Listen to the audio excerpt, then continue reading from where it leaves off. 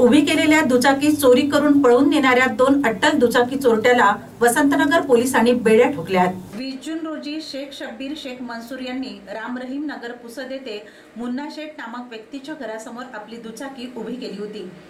काळाराम मारुती मंदिर येथे काम आटोपल्यानंतर संध्याकाळी परत आल्यानंतर गाडी चोरी गेल्याचे दिसले। सर्वत्र शोध घेतला। या प्रकरणी 24 जून रोजी वसंतनगर पोलीस ठाण्यात वाहन चोरीचा गुन्हा दाखल करण्यात आला।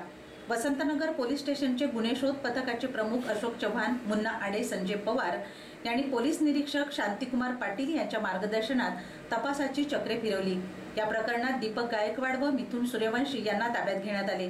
त्यांच्याकडून चोरी गेलेली मोटरसायकलही हस्तगत करण्यात आली असून घटनेचा पुढील तपास हेड कॉन्स्टेबल विष्णू नालमवार हे करीत आहे।